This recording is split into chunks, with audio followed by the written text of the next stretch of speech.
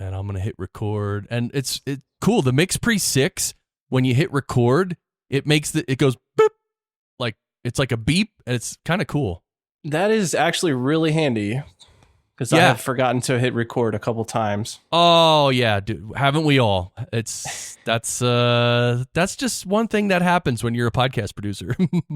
Mm-hmm. There's a funny episode of Social Media Unscrambled where we were sitting in a room, 4 people in one room, and we started a show, and we went like 5 minutes, and I was engineering the show. I was the host and the engineer, and I literally didn't press record, and I was like, I had to literally be like, guys, hold on. It's the worst. And then I started rolling immediately, and they didn't kill me too bad, but they just made fun of the whole fact that we just did 5 minutes, and that, like, you know, we're gonna say this again, and, you know, genuinely emote one more time and all this stuff. So yeah, all right.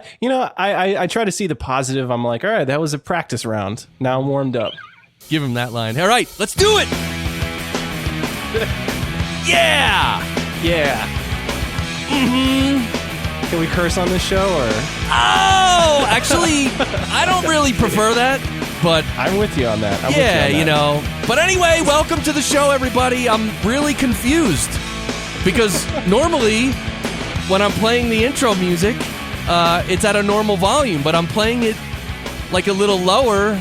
Anyway, I'm going to fix it in post-production, so you're not going to hear anything in post-production, but I'm using my new iMac Pro to do the production for this episode, all in the box. And anyway, I'm still tweaking my settings and everything to figure out how to have everything rolling and recording. And I'm going to do a special episode. Session. I'm going to do a special session very soon about my whole new setup and how I'm using Loopback and Audio Hijack and Farrago to play the clips. But anyway, you're listening to the Podcast Engineering Show. My name is Chris Curran. I produce podcasts for the likes of E+, AAPD, Forbes, Dun & Bradstreet, as well as select business authors and other companies. Every week on this show, we bring you podcast production techniques on a silver platter. We go deep. We talk shop with podcast producers and engineers and other specialists. This is not a surface level, hey, how do you podcast?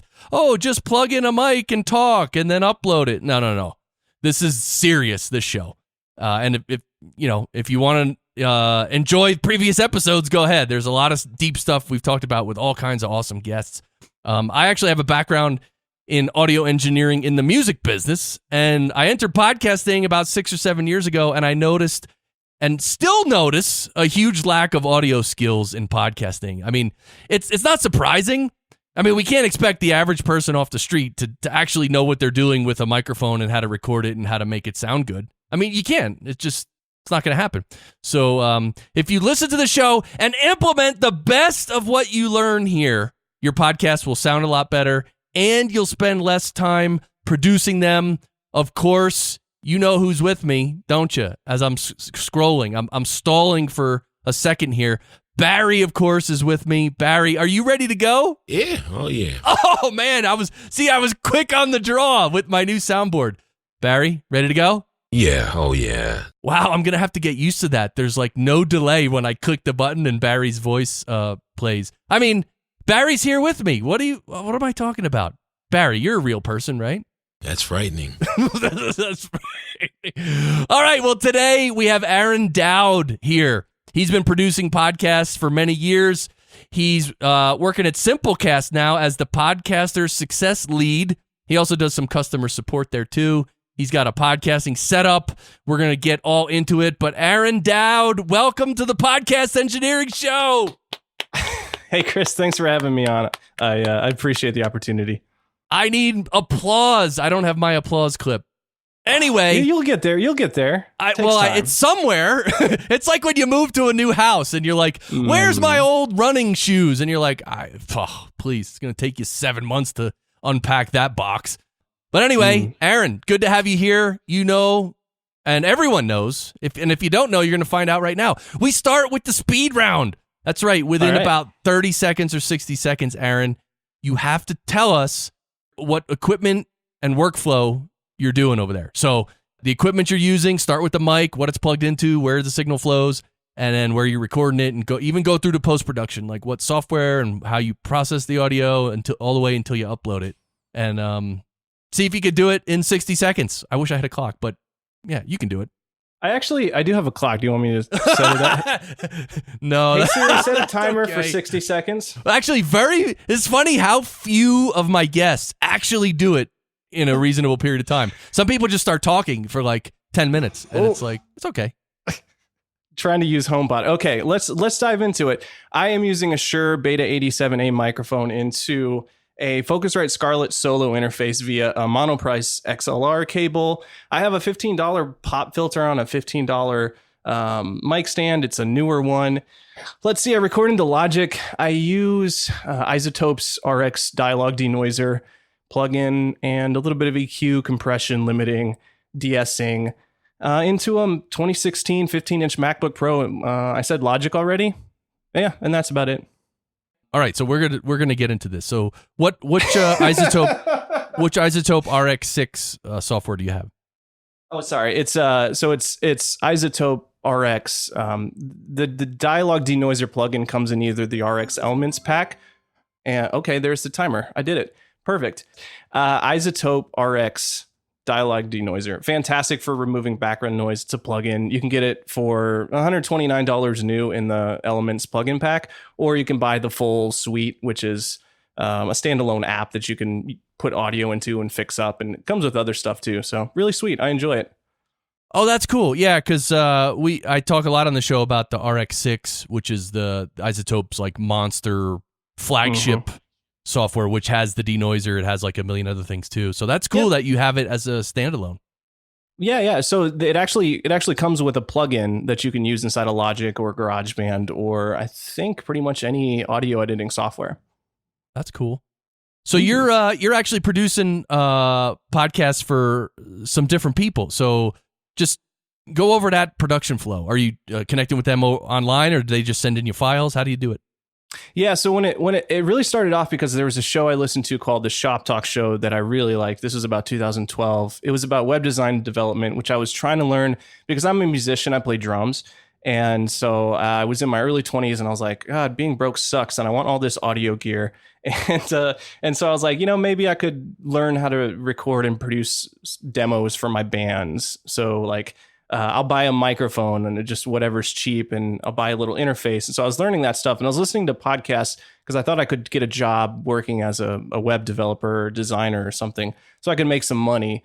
And I was listening to this podcast, and the audio quality wasn't as good as it could be. And I was like, oh, I know what's going on. Like, they're recording with Skype, and that's fine. But sometimes the Skype call drops. They don't know how to do mixing and mastering. They don't know how to edit out certain things, or they just don't have the time. They're busy guys. So I just reached out and I said, hey, love the show. Can I help you with the editing? If you record files on your computer and ask your guests to do the same and then send them to me through Dropbox, I'll put them together in Logic and I'll make them sound good.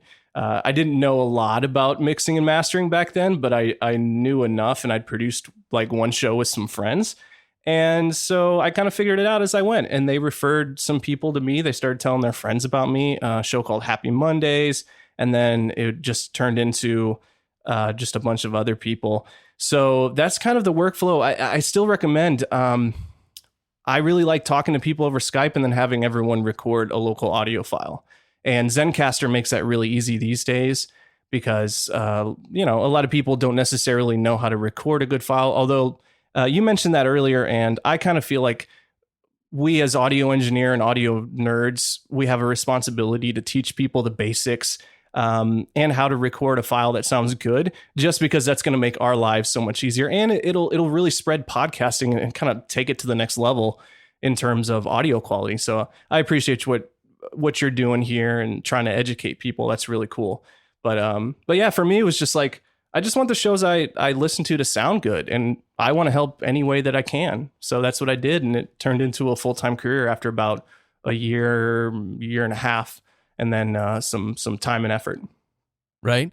So what is some of the first software that you started using to produce shows? Is it the same what you use now, Logic Pro? Yeah, I remember the moment vividly. I was at work. I was working at an automotive parts factory in Texas, and It wasn't a fun job, but I was browsing eBay on my iPhone. This is like 2009 or 2010, I think. And I found an educational copy of Logic Pro 9 on sale for like $150. And I was like, ooh, yeah, like Logic Pro 9. Like, oh, this is like, oh, cool. So I ordered that and I installed it on, I just had an old MacBook and I started learning. And so that's what I used. I just used the stock plugins, nothing fancy. But at the time, I didn't know anything about EQ or noise removal or compression. I was listening to audio engineering podcasts like the Home Recording Studio and Recording Revolution, those guys, listening to them talk about audio and trying to figure all that stuff out. So yeah, at the beginning it was the Logic Pro 9, and then in 2014 I upgraded to Logic Pro 10, and I haven't looked back since. I know it inside out from working in it so much, and I really enjoy it, and I love the colors of the interface too. So nice. Yeah, and just design. For everyone listening who's not completely clear, Logic Pro is for Mac only. So yes, it is a Mac, and I pretty much I went Mac in 2010 and just didn't go back. Nice. All right, well, let's start with the Shure Beta 87A. This is a mic that Corey Coates, I think, may have gotten one recently from Podfly. He, nice. I think when he was on this show, him and I talked about that mic a little bit, but it's a handheld mic. You know, it looks like just your average handheld mic, but the thing about it is it's a condenser mic, first of all. It's weird. Yeah, weird. The polar pattern is super cardioid. So most mics are just cardioid pattern. This one is super cardioid, so it's even a little bit tighter. So how are you liking the Beta 87A? Dude, it's freaking amazing. Like, why? Okay, so watch this. I'm using good mic technique right now, right? If I move just a little bit to the left, you can hear how much that goes away. And the background, like, it picks up so little background noise. I can turn on a fan down here. I don't think anyone's going to be able to hear that. Can you hear that? Well, my headphones are a little bit low for recording, but we'll see later. Okay. Well, anyways, no. True story. I recorded a course about podcasting last year before, 2015, and one of the videos was about how to prevent background noise in your audio recordings. And I turned on the fan to demonstrate, and then when I went back and watched the video later, I couldn't hear the fan in the video. It didn't pick up the fan. I was just like, ruined. But that's how great this mic is. I mean, I really love it. It's the other mic that comes up a lot is the Shure SM7B, which I think is a beautiful mic and it sounds great, but it's so gain hungry. You know, it needs a good preamp to sound good. And I feel like this microphone, for the price, which is $250 new, I paid $150 for it used because I buy used gear because I've never had a lot of money and I want to sound good. So used at $150, I think it's a phenomenal value for any podcaster. Yeah, it's kind of a cool mic. I've actually never had one, and I've never been able to test it. Recently I've been testing a few different mics because I'm going to be going to NAB in about 10 days for the NAB show in Vegas. Nice. And we're going to have the microphone test drive booth there. So I'm going to have 10 mics set up. That's awesome. Yeah, so I'll probably, I mean, I don't want to talk about all that right now because I'll probably do like a special episode of what we're doing, or I'll definitely be like broadcasting live from there, like on Facebook or something. Nice. Or maybe Instagram. Can you broadcast live on Instagram now? Yeah. No, yeah. And you can even use what I do. You can get a Shure MV88 Lightning mic if you have an iPhone. And use the MV88 as your microphone input, so you get just nicer audio for your live streams. Right? Yeah, the MV88. So I have a Android, and Shure actually sent me, I forget what it's called. It's a little lavalier mic that goes into, it's like a TRRS. Oh, yeah. I used to know what that was called. The MVL. No, it's called the MVL. You know how I know? Because there's a chess player named Maxime Vachier-Lagrave, and they call him MVL, and he's one of the best chess players in the world. And so MVL, that's how I remember such it. a random connection. So and random. Today was the finale of the candidates tournament, which decides who plays Magnus Carlsen for the World Chess Championship match in 6 months. Dude, I'm on top of this. All right. So back to the audio before we lose all the listeners. Come on. Yeah. My listeners are awesome. They're not my listeners. Yep. They usually come for the guests. But Barry, let's get real practical for a second. Barry, of course, here with me, the maintenance guy in my old building in New Jersey. Now I fly him out to Colorado Springs every week to record this show with me. And Barry, besides a Shure Beta 87A, what are people going to need to really sound good on a podcast? You're going to need a couple of horses or a couple of mules, That's right. That's what you need for a good sounding podcast. Anything else, Barry? saws, hammers, nails, Wait, it sounds like a workshop project now. Anything else? crocodiles, Crocodiles? Anything else? monkeys. That's just weird. You hear, as soon as I ask him, he's already answering. That's too quick, Barry. I might have, this Farrago app is really touchy. Anyway, anything else, Barry? Monkeys, Hold on. Anything else, Barry? monkeys, pumas. Yeah, Any comment on how it is with me playing these clips? it's a mess. It's a mess. That's right. Oh, God. The learning curve's a little steep. All right. So the Beta 87A, I'm glad you're liking it. Oh, dude, it's great. And even right on the mic, I'm looking on the web, right on the mic itself, right? It says Shure Beta 87A, and it has a picture of the supercardioid polar pattern right on the mic itself. Never seen that before. I'm not seeing that. Really? It's right on the right. It says Shure. Right. There's a little square label right below the top grill. But I don't see the pickup pattern on it. Maybe I have an old one. I don't know. Oh yeah, maybe you have an older one. Oh yeah, maybe they added that. That's true. If you're 2011 or 2010 or something. Oh, I don't know. Who knows how old this microphone is? I got it used. That's true. You could have like an original. That might be worth something. All right, maybe not. Maybe not. All right, so you're plugged the Beta 87A right into the Scarlett, right? Yeah. Okay. How's the output of the Beta 87? Is pretty strong output? You might have got the wrong guy to ask about those kind of questions. That's not really something I ever thought about. It seems to work well, and I like the way it sounds. So. Okay. Well, so output means, like you mentioned earlier, that the SM7B is gain hungry, which means that in order to get a good level, you got to crank the gain knob on that mic because it doesn't have such a high output. So you have to crank the output. So the Beta 87A being a condenser, usually they have much like a nice, stronger, healthier output. So you don't have to crank the mic. Right. Cool. Yeah. All right. I mean, yeah. And it's a Scarlett 2i2? Scarlett Solo. One input. Solo. I have an 18i8, but I keep that at the practice space for recording demos.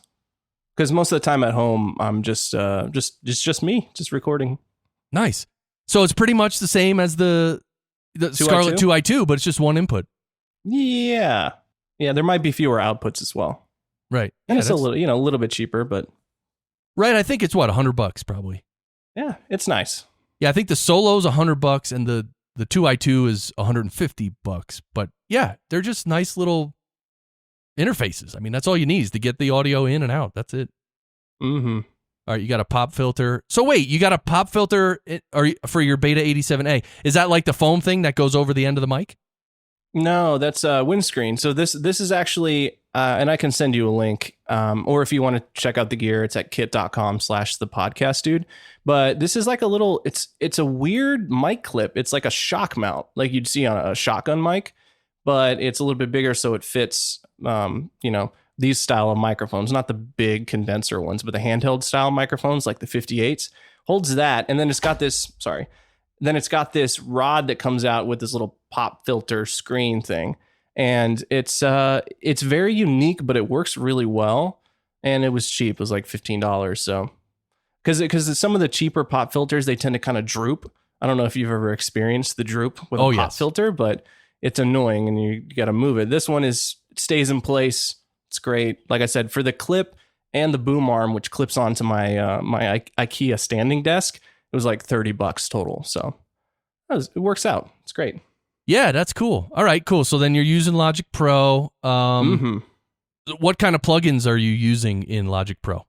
Yeah, so my stock chain is generally, let's see, noise removal first, although I know you can kind of put that at the end too. It's, whatever. If my input gain levels for myself or whoever I'm editing or mixing for are good, then I basically just listen for the problem. So if I hear too much bass, I'll pull out an EQ and cut a little bass out. Same for the mid range, like the 400 hertz area is usually a little bit boxy, a little bit boomy.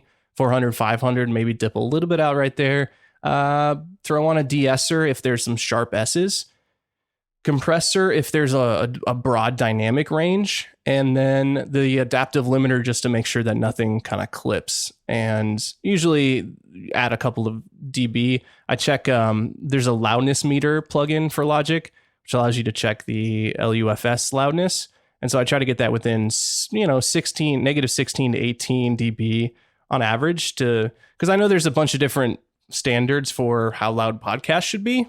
And I'm kind of like, I just wanted to get it in the ballpark and not freak out about having it exactly right. So that's pretty much the plugin chain. But I'm happy to kind of talk more like in depth about those plugins if you have more specific questions.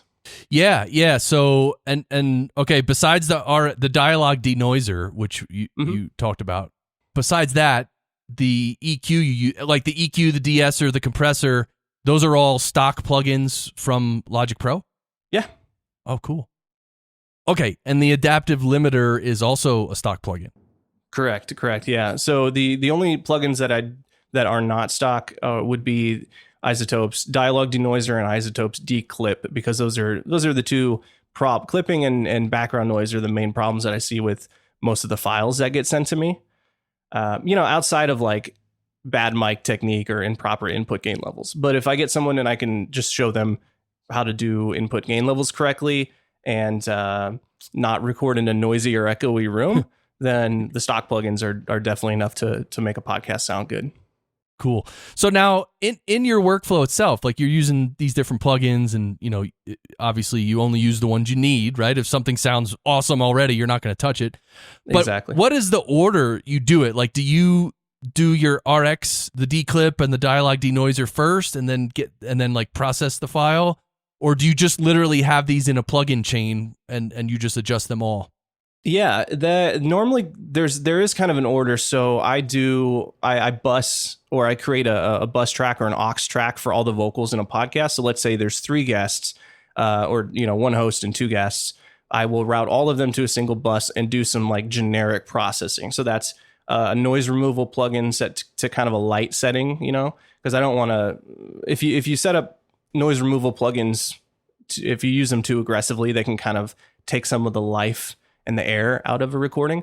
So I start with a noise removal plugin on that chain, and then a little bit of EQ, like a high pass filter, maybe carve a little out around 2200 hertz or 5000. Not so much anymore, but then just maybe an RMS compressor and an adaptive limiter. And then I go back and I listen to the individual tracks as I'm editing, and I kind of just listen for problems, like, oh, this track obviously has way too much high end or not enough. Like it sounds kind of dull. So maybe I can throw a shelf on it and boost up the high end just a couple dB. Got it. This is kind of cool. You're the first person on this show who does the signal flow this way. So you're combining, let's say 3 voices, and then you're applying effects to all 3 voices. And what you said was noise removal, a little bit of noise removal, little EQ and stuff like that. And then you listen.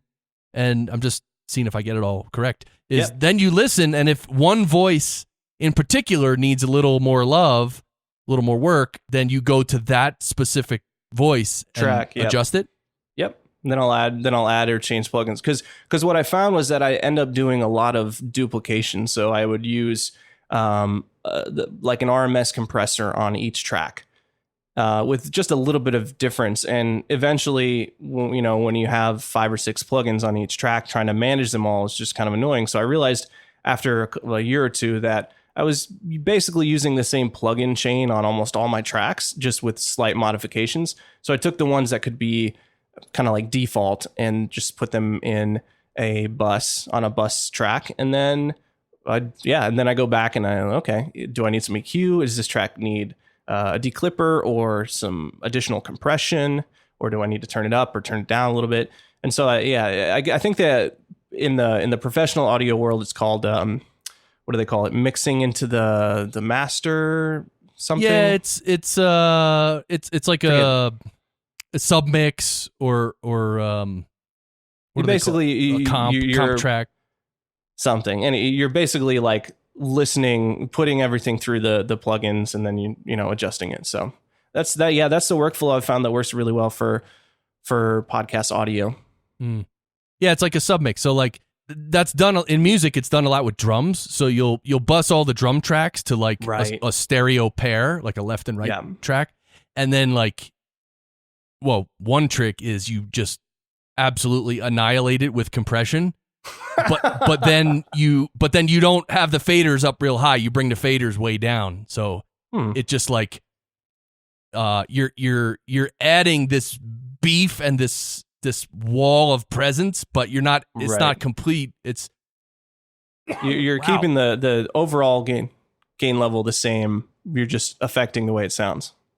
Yeah, it what it does is for drums it makes it like the drums get a lot more punchy, but they still have the live feel to it. So it's kind of cool.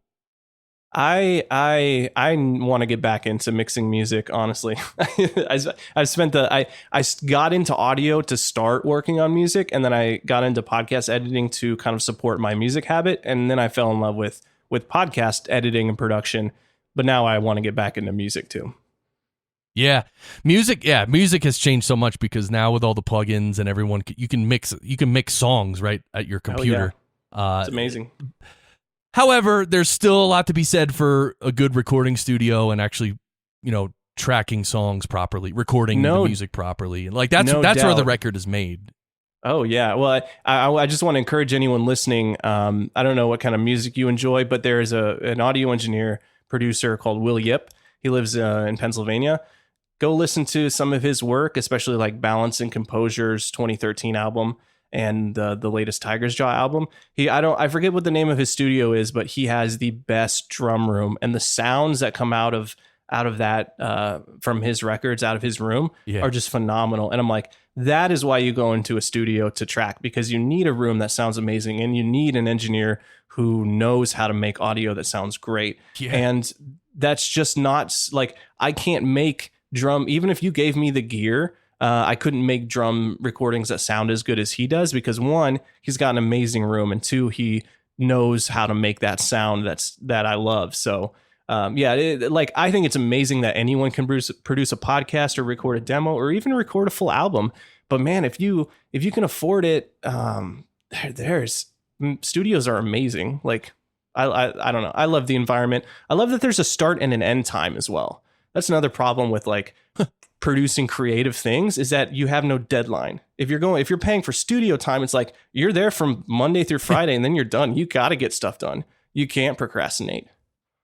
Yeah. I mean, I feel that in my business. Like when I'm recording clients or mixing their episodes and producing them, it's like I'm very, aware of how much time I'm spending and what's too much time, and or else you just get lost. I mean, you could EQ something for 9 hours. I mean, if you wanted to.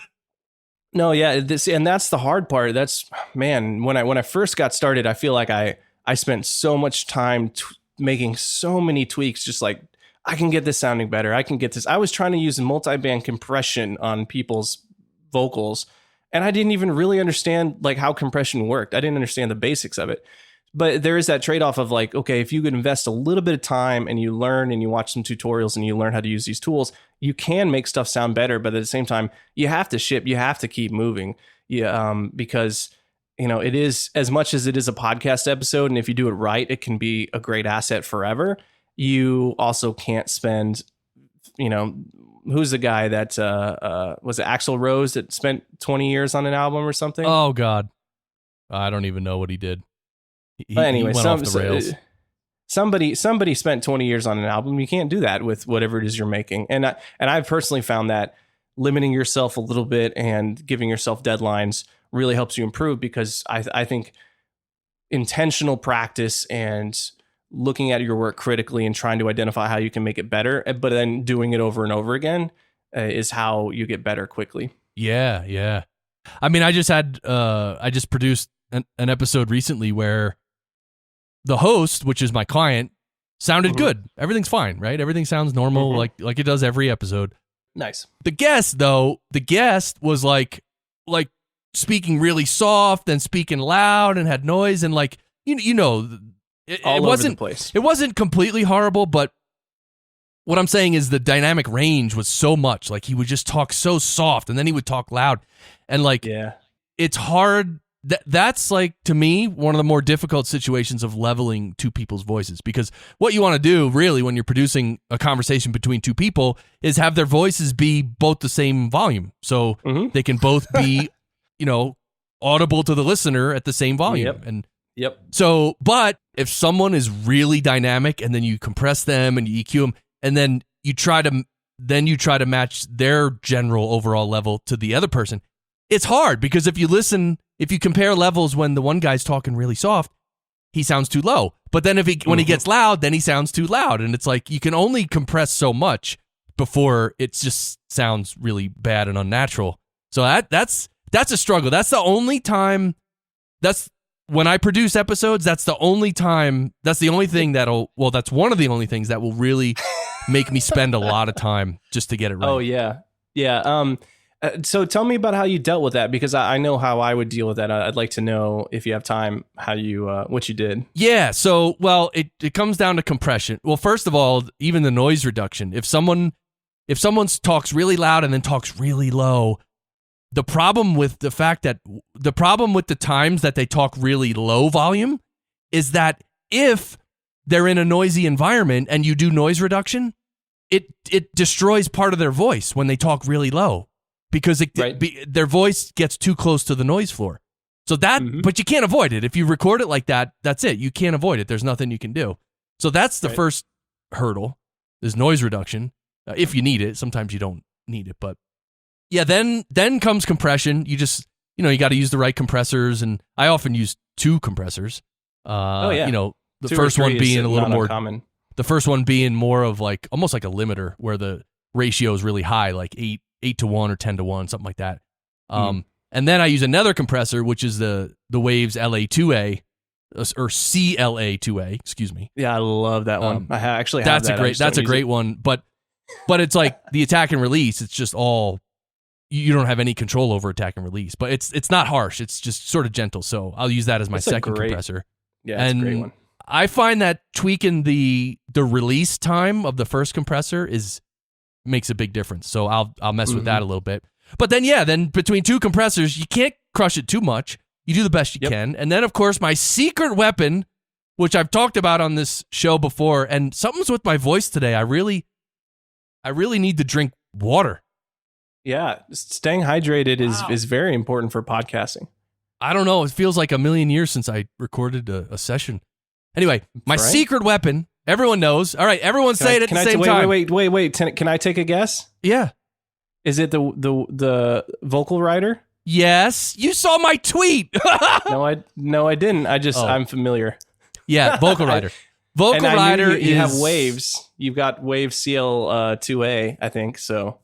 Yeah, I do like some of the Wave stuff. I'm very particular about the specific plugins, but yeah, the Waves plugins are good, especially, because they work well with my PC laptop, which is where I still do most of my production from there. So the vocal writer. So you applied now. So did you apply that before applying the noise removal and or anything else? Did you use it? Did you end up using it? No. The thing with the thing with noise removal and noise reduction is that if you mess with the like if you compress something or use a vocal rider to like ride the level up and down and stuff, that messes with noise reduction. Like, noise reduction is something that should be done like first. The raw track where the noise is actually the same level the entire time. Then the plugin or the software can actually learn what the noise floor is. It can like noise map it. Once it maps it, then it can get rid of it. But if you already made the level go up and down and you compressed it here and you brought it up there, like the noise would come up and down with the voice, right? So then the noise floor is all over the place. And then the noise reduction plugin Actually, I haven't even tried that, but I wouldn't even try it because, it wouldn't be able to do its job properly. Have you used a dialogue denoiser? I know I've tried it in RX6 at least once. I haven't used it much. I think I did use it once, but cool. Yeah. So the way the noise removal plugin actually works, and this is why I like it, is that you basically can set it up to run as just any other plugin. But you're absolutely right. Like if you start off with a voice at a normal level, your guest voice at a normal level, and it has some noise in it, well then the noise removal plugin will work on that. Whatever amount you tell it to. So you can do it a lot and it'll sound a little bit like less, it just sounds less airy than it should. It sounds a little bit chopped up. Yeah, like grainy and mangled. No, not like that, but just like maybe someone pulled a lot of the high end, it sounds very dead. It sounds very dead. Yeah. But if that same guest then talks like backs up way away from the microphone and you have to turn him up later, well then you're turning that noise floor up. And so that even with the RX dialogue denoiser plugin, there's more noise now. So there's going to be more noise in the final product. So you definitely do have to kind of account for that.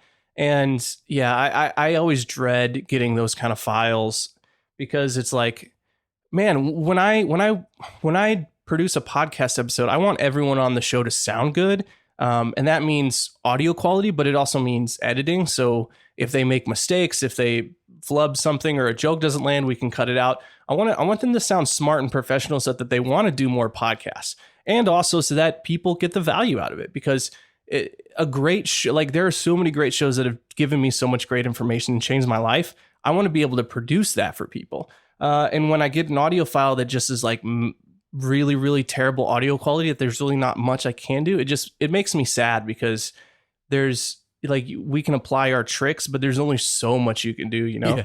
And it's not that hard to get an audio recording that sounds good. It's like a decent microphone into a local recording with a quiet room and the right input gain levels and the right mic technique. Like it's just a couple of things.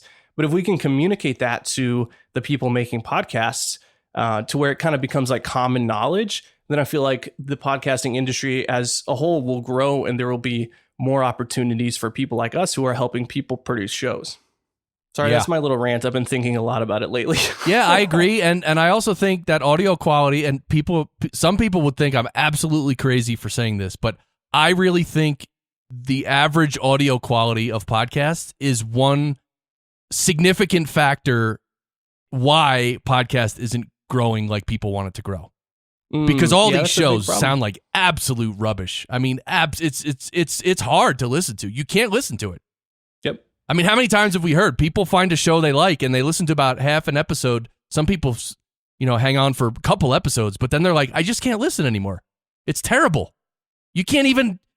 It's the whole point of audio engineering, and I say this in my podcast engineering school course. The whole point of audio engineering is to make a final product so they don't have to think about the sound at all. They don't even hear the sound. They just hear what the person's saying. Yep. The sound quality should be a non-issue, should not even come into anyone's awareness. That's how you know you've done a great job as an audio engineer. Yeah. The tricky thing is that there's so many people DIYing it, which is both amazing and a challenge, right? Yeah. It's cool because someone like me was able to help other people and none of us had any real formal training or experience, but over time I picked up the basics, and now I'm trying to transfer that to other people, because you're absolutely right. It is about the message. And if you're, this is why I warn people against just using whatever. Or the other thing I hear is that like, oh, my guests don't know and they don't want to learn. Well, you're not doing them any favors by letting them continue to just use their laptop microphone for interviews, because no one's going to listen to them because it's too hard to listen to. And yes, there are going to be people who don't want to spend $100 or $75 on a USB microphone, or who push back against listening to you explain how to record an audio file that sounds good for a couple seconds. But if you want people to sound good, if you want to be successful, if you want the shows you work with to be successful, you got to push back a little bit, and you got to do it in a nice way, rather than, you know, making fun of anyone or what I see a lot, and it hurts my heart, but people complaining on Facebook about their clients sending them terrible files. It's like, you should be having a conversation with the hosts you work with to talk to them about how to talk to their guests and say, look, you got to wear headphones. You got to record in a quiet room. I'll help you if you have questions about setting the input gain levels. You know, if you can record a file on your computer, that's fantastic. If you can't, let's talk about using Zencaster or something where we can record a file for you, something so that you get audio from them that sounds great. And then we haven't gone into content yet, really, but content is also important. That's a whole other topic. But I appreciate shows like this because I just want to encourage everyone to spend a little bit of time like sharing what you've learned and helping other people get better at recording audio that sounds good. That's it. So, all right. So I wanted to ask you about the RX dialogue denoiser and the D-clip. So yes. We already learned, as you said, that you bus the voices to a bus track. Yeah. An aux track. Yeah. Yeah. I don't know. It's a both. subgroup. It's weird. It's a group. Yeah. It's a grouping. Yeah. It's a subgroup. So you bus them there and then you apply, you know, the noise removal, a little EQ, that stuff. But so where do you use the RX dialogue denoiser and declip? Right. So they are just plugins that I will insert in the beginning of the chain or at the end of that chain. Sometimes both, depending on how much background noise I need to remove. So you're doing that, but you're denoising each individual track, or you're denoising the subgroup? I'm denoising the subgroup. Oh. Right. And see, so this is why I said a light setting, because basically most of the time with any mid to low range, or even I don't think the high ones as much, but pretty much every track you record has some kind of like room tone, right? Like some kind of a little bit of background noise. And that's okay. But the cheaper microphones especially tend to have a higher noise floor. And, you know, it doesn't take much, but a little bit of background noise removal, like the dialogue denoiser plugin basically has two settings. It has threshold and then it has intensity. So you turn them up just a little bit so that they're still kind of low, but they cut off everything around. I'd say my guess would be like negative 40 dB. If the noise flow, anything below that gets reduced, and it sounds fantastic. Like you unless you really crank the settings on the denoise plugin, you don't really hear it. It just works like magic, and that's one of the reasons I love it and why I recommend it for anyone making a podcast, not just editors, just anyone, because you throw this plugin on your track and it removes that kind of like the line noise, the noise floor. So that's great. So that was it. All right. So then before we leave the topic of the noise reduction, there's two ways to apply noise reduction, actually, or there may be more, but the two that are coming to my mind right now are what you just said, where it's use it as a plugin, and in real time, as the audio flows through the plugin, it's analyzing it and denoising it, and then passing the signal through. Yep. That's one way to do it, like in real time. Another way to do it, like if you open up RX6, the standalone software, you can actually scan, what do they call it? Learn. There's a learn button. You can click learn, and RX6 will actually scan the entire file and map all the noise in the entire file. Then you can preview it and adjust how much noise reduction you want. And then when you get the settings right, then you kind of click, go ahead and process that. And then it'll take a few minutes and process the change, and then boom, your audio is processed. That's totally right. Yeah. So I always do the noise reduction as a standalone step. Like I'll listen and I'll do that first in a sort of a cleanup phase before I even bring anything into my DAW. So I don't have much experience with just putting, like you're doing, putting the denoiser in the channel in the DAW and just real time let it take the noise out. Yeah, and I'm fortunate because and forgive me, I don't know if I asked you which program you're editing with. Reaper. Well, Reaper is my DAW, and I do stereo editing in SoundForge Pro, and then I do everything else in RX6. Okay, cool, gotcha. No, that makes sense. And I don't know if Reaper, I would assume that the plugins that come Do you know off the top of your head what kind of plugins Reaper uses? Is it like audio units or AAX? Yeah, or I think something? they pretty much use them all, except for like the Mac only ones. What is it? VST. I think that's mainly what I use. VST. And yeah, Gotcha, all the gotcha. RX stuff, like the RX6, most of the individual processors, Effects? Yeah. they can all be opened as like an individual plugin as well. Yeah. Yep.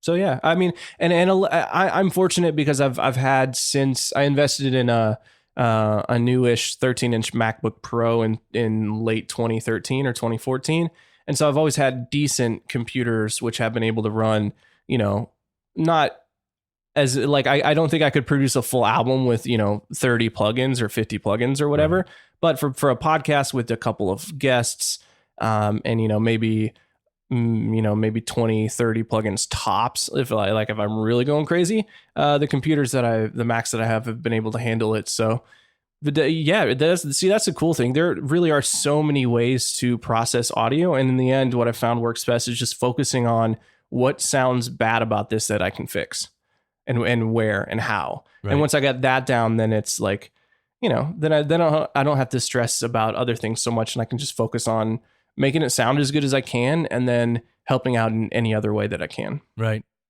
All right. I want to ask you about editing, and then I want to ask you about like the finals, like the mastering step, or just creating the MP3 and stuff like that. So as far as editing, do you just do everything right in Logic Pro, like the multi-track session? Are you able to do your editing there, or do you do it somewhere else?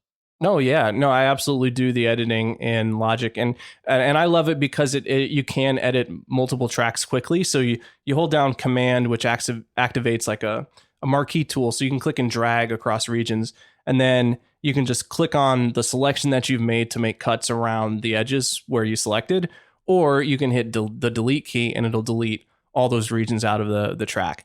And then I can click on one of the regions and hit the Shift F shortcut, which selects all of the audio regions in front of the one that I just currently cut. So to basically make a selection all in front, and then I can just pull it back. And it's not as fast as ripple delete. And I think there might be a way to implement that. And there's some other programs that do that as well. But basically I've got the workflow so that I can edit pretty much in real time as I'm listening.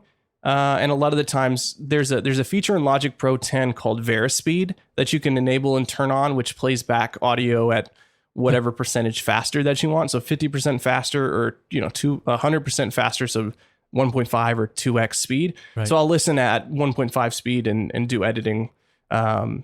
Nothing's crazy or super detailed, but I'm mostly just listening for big mistakes or long pauses, or just parts of the conversation that don't need to be there. Like I said, I just try to make people sound smart. So yeah, I'm just kind of cleaning up and listening as I go.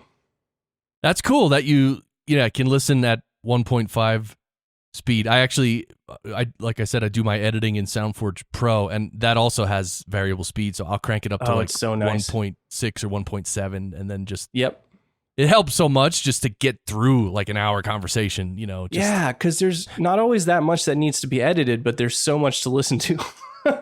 Yeah. Oh, especially if someone's like really like it's oh boy. Wow. I've had a few of those nights. Yeah, it's rough. And charge more. You know what I realized? Yeah, right.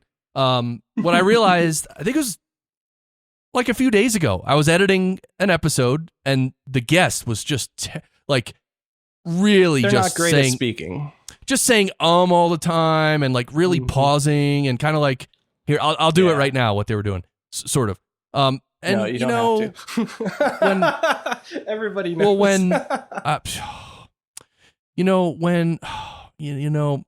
Well, when when I started, and then it's like you can literally cut out like 10 seconds.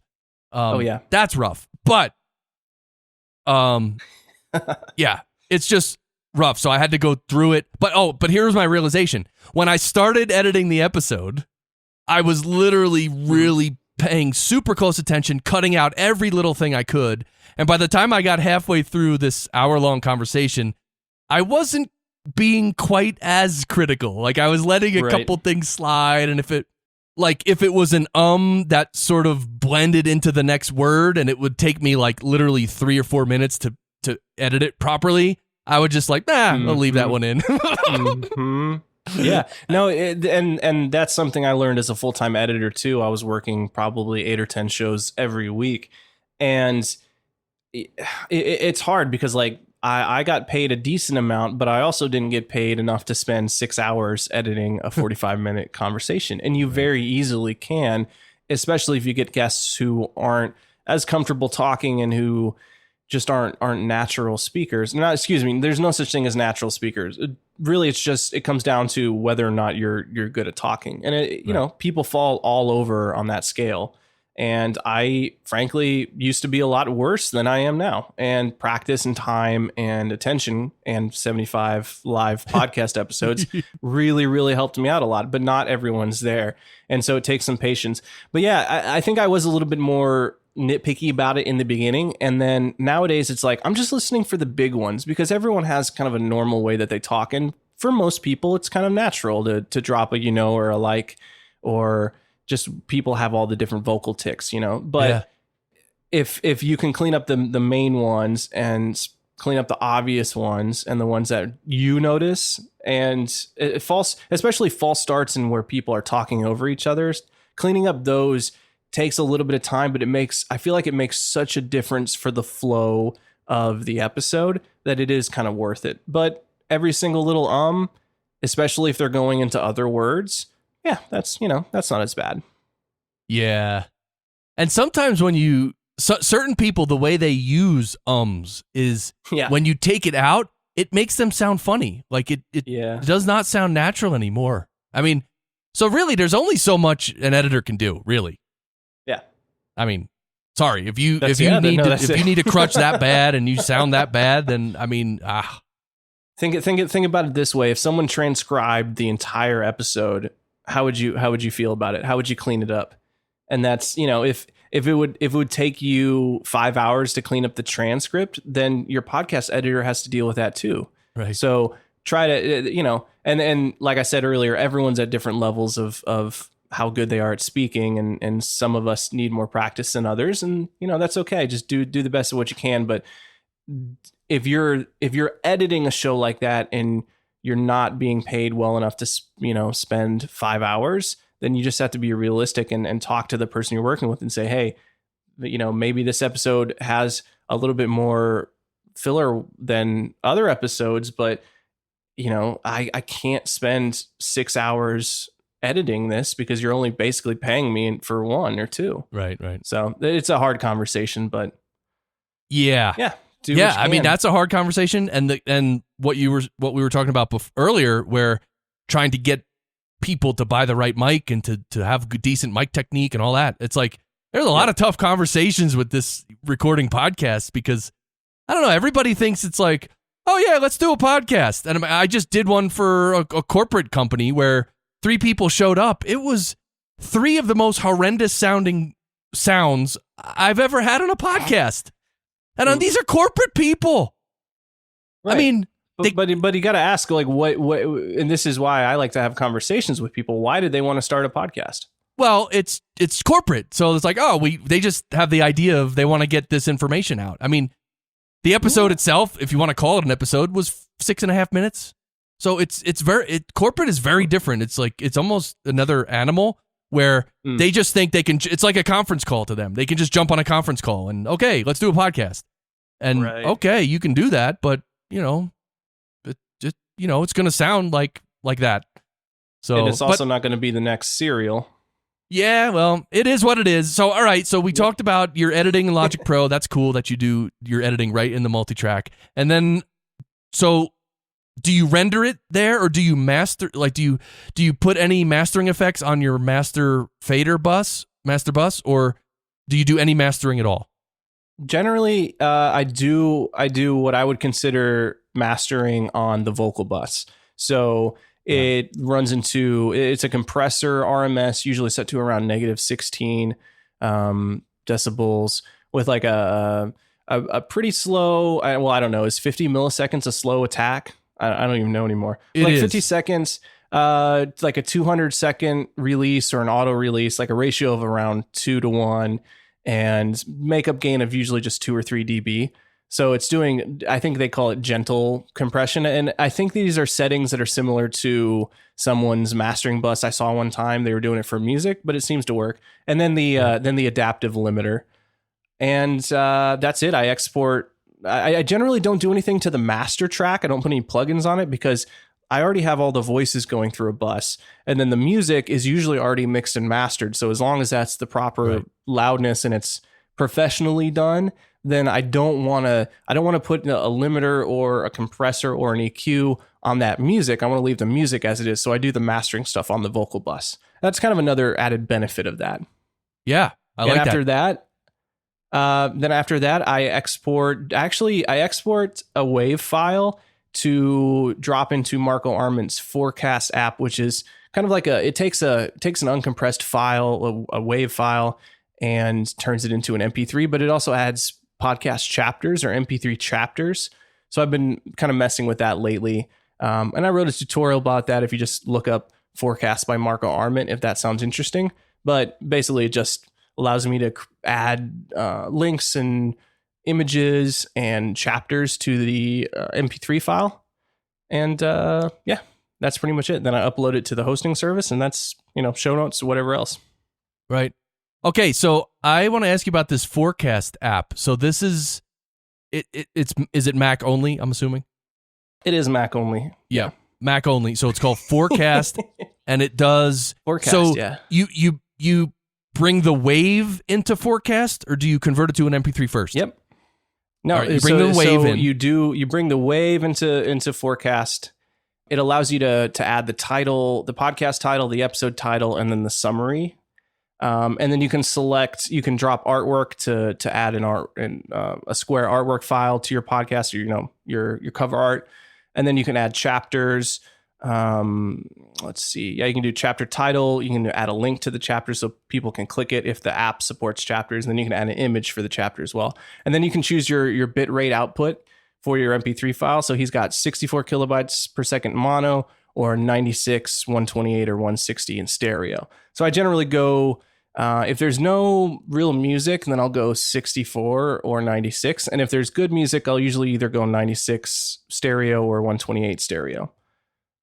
96 is kind of, I feel like it's, if you recorded and have produced the show well, I feel like 64 or 96 is the perfect trade-off between like a small file size that downloads and streams quickly and also doesn't use up all your listeners' bandwidth if maybe they don't have unlimited internet, but it also sounds good because like I personally listen to music at 320 kilobytes per second or in uncompressed because I love just like that music that sounds amazing, high quality.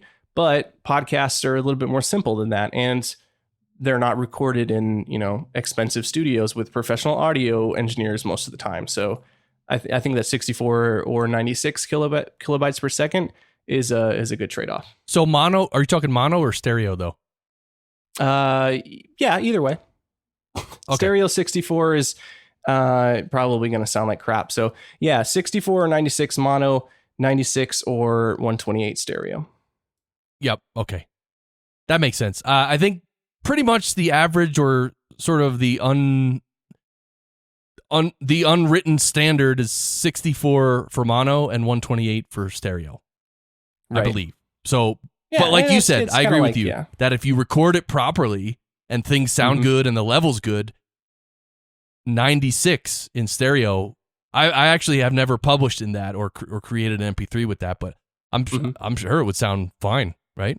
Give it a listen. I noticed I don't know what kind of headphones you have. I've got the Sennheiser HD 600, so they're pretty decent headphones, so I can hear a little bit of degradation, but it's not enough to make me be like, oh, that's awful.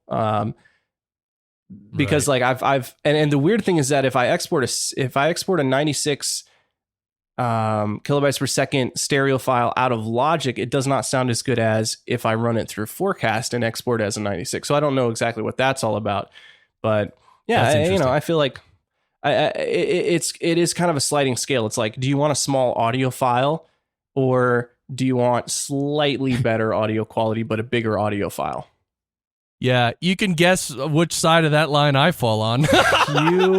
You would definitely, you'd probably want like a 256 kilobytes per second audio file, I'm guessing.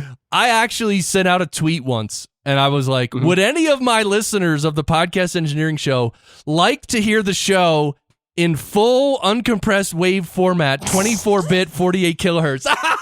I was thinking of offering that. Like, what I was thinking was, would someone pay like $5 a month for that? And I'm like, that's the dumb idea.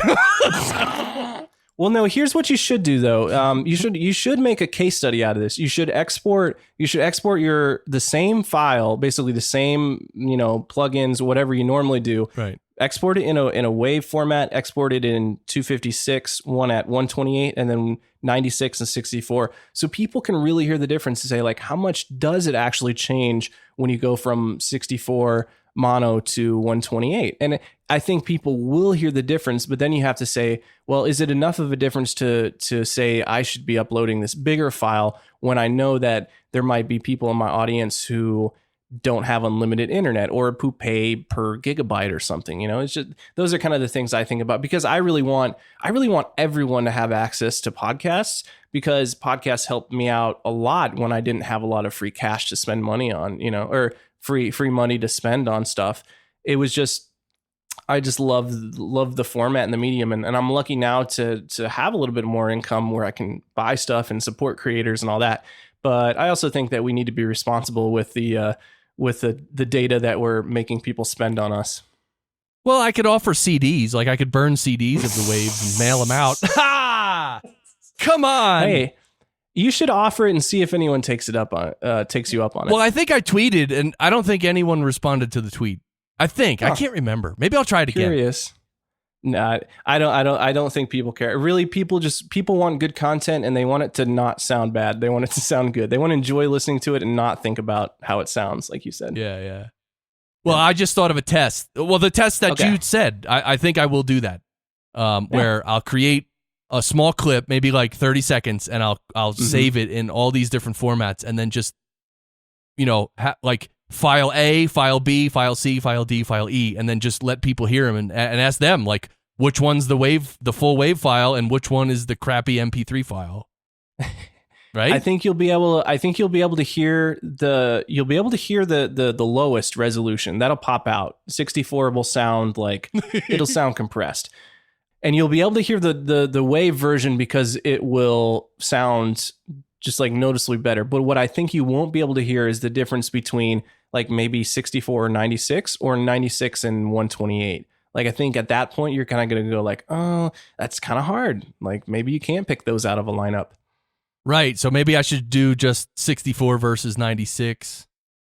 I would say I want to see 64, 96, 128, and then the wave. Got it. Cool. So, all right. So the Forecast app, and we're circling the field here, getting ready for a landing, by the way. But the Forecast app, you can add a separate picture for each chapter, right? Yeah. So in the way that I do this, and I wrote this up, if people just search, and maybe I'll send you a link. It's just Forecast by Marco Arment. It's a Medium tutorial. And so the way it works with my workflow is that I can actually drop markers inside of Logic as I'm editing an episode. So I do this. I have a bunch of different ways that I do it, but basically I start off with an introduction, and then I say like, welcome to the show, Jim Coudal or whoever. And then I'll have a link to that person's website and then maybe an image. But as they're talking about stuff throughout the episode, I will drop a chapter. And like, if, for example, if I was going to do it for this episode, you asked me some questions. So I would drop a marker and put some text in that marker. The title of the marker would be like, what's your podcasting mastering workflow? And then say we were talking about a microphone, it would be like the Shure Beta 87A. I could put a link for that chapter, for that marker. Sorry, this is getting all over the place. Okay. Let's keep it one thing at a time. So I create markers for all of the different questions and the different sections of my podcast inside of Logic. When I export the WAV file and drop it into Forecast sees the timestamps of those markers and turns them into chapters with start and end times. And then inside of the Forecast app, I can change the title, I can change the times, and I can also add a link, a URL to a web page or an image for the duration of that chapter. Okay, image or URL, not both. No, you can do both. Oh, you can do both. Okay, cool. Yeah. And if someone wants to see this in action, load up any of the recent Overtime episodes from Dribble. Dribble's Overtime podcast is the one I'm producing. Inside of Forecast, I believe. There are only certain apps that support MP3 chapters. Apple's Apple Podcast app only supports AAC chapters or chapters in AAC files. So that's kind of a trade-off. I'm still using MP3, and maybe we can have a debate about that versus AAC at some point in the future. Yeah. Because supposedly AAC files sound better, but also I think that there are some platforms that don't support them. So I don't really know. Let's talk about it. But either way, I use MP3 chapters. I can add a link and an image for the chapter. And so what really cool podcast player apps actually support chapters? I'm assuming Overcast. Yeah, Overcast does. It's done. And so Forecast and Overcast are done by the same guy. So that's kind of like, that's actually his workflow. He uses Logic too. So those work really nice. And I feel like there are a couple others, but I don't know the names of them off the top of my head. Okay. But I'm hoping that Apple will at some point in the future.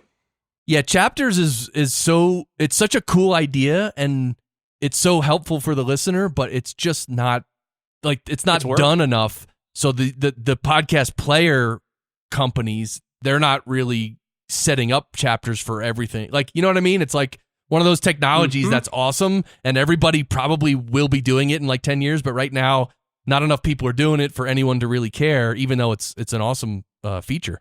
Yeah, I'm with you on that. It's one of those things where like every time I do it, I'm just like, this would be easier if I didn't. But at the same time, I'm going to look back in a couple of years, and pretty much as long as the file format is the MP3 file format is supported, people are going to be able to listen to this episode and also check out these chapters that have like, there's chapter titles. They can click on the links. It'll take them directly to, the website in their browser. They can see images as the hosts are talking about them, which for the Dribble podcast is especially effective because Dribble is basically a portfolio and a sharing social network for designers and illustrators, very visual people. So they're always talking about the art that they've made. And art and visual things just don't translate that well to the spoken format. Right. But if you can have somebody talking about the branding and the logo they just did for a coffee shop in Austin, and you can see a picture of that in the app while it's happening, like that's amazing. That's like super cool, and it makes it worth it for me.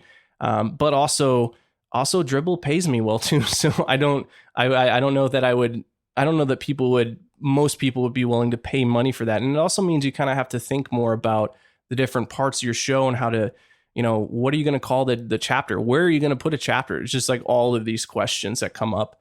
And I need to do a full on tutorial or / like screencast to kind of explain it and walk through it more. But I enjoy it. I think people should take a look. Yeah, it seems like if you built it into your pre-show planning, you could do it. Like for instance, today I was looking at we were talking about equipment, the Shure Beta 87A mic that you're using. I had it up on my screen, so I could have easily just took a screenshot and or just downloaded an image. Put it in the chapters later. So, well, this has been awesome. I have a feeling like this is not the first conversation you and I are going to have. Aaron Dowd. Are you going to podcast movement? What? Are you going to podcast movement in Philly this year? Yeah. I'm going to be there with the whole SimpleCast team, so I'll see you there. Okay. Oh, yeah. Oh, definitely. Oh, that's awesome. That's perfect. So, all right. Aaron Dowd, podcast producer, podcaster success lead at SimpleCast. So, Aaron, where can people find you? Yeah, if people want to learn more about me and see like the work that I do and the tutorials I write, and kind of like my home base is aarondowd.com. And my podcast is The Podcast Dude. There are 75 episodes total, but I have 20 available for free, and the rest are basically for supporters. That's at thepodcastdude.com and in iTunes. It's pretty great. And then if you want to check out the place I work, which is awesome, it's simplecast.com. Great podcast hosting and so much more. Would love it for people to check out any of those places. And you can reach out to me on Twitter or Instagram yeah, I'm pretty much everywhere online. So just say hi.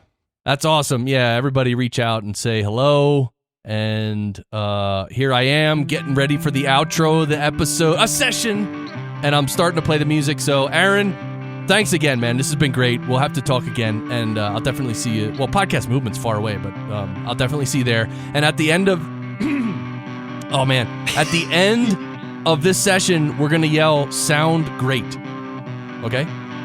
Okay. You got to yell with me. All right. I'm gonna Okay, back I'll up tell a you little when. bit. Okay, right here. Sound great, Great. dude. Sound great. Can we use that one? You walk away from me well, and you can't play that part so well. Why do you play it out on me now? You like to lose control well. It's quite a feeling, isn't it? Let them float and rip it down now.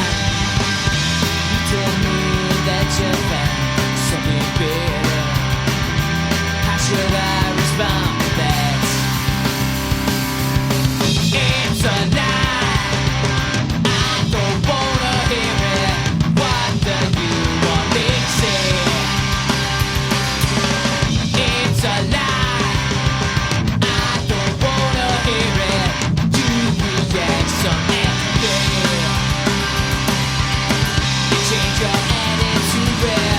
You say I just don't get it now. You say your eyes so far away now. You gave up on me well. So change your game and give away. You say I wouldn't understand now. You tell me that you found something better. How should I respond to that? Oh yeah, I say now it's a lie. I don't wanna hear it. What do you want me to say? It's a lie. I don't wanna hear it. You react so angry. I want you to know you will ever always be true. I've gone over all we've been through. Doesn't seem that long a time now. Things we did still hold their meaning. And does it mean it's still the same? You're pushing me away. You work your theories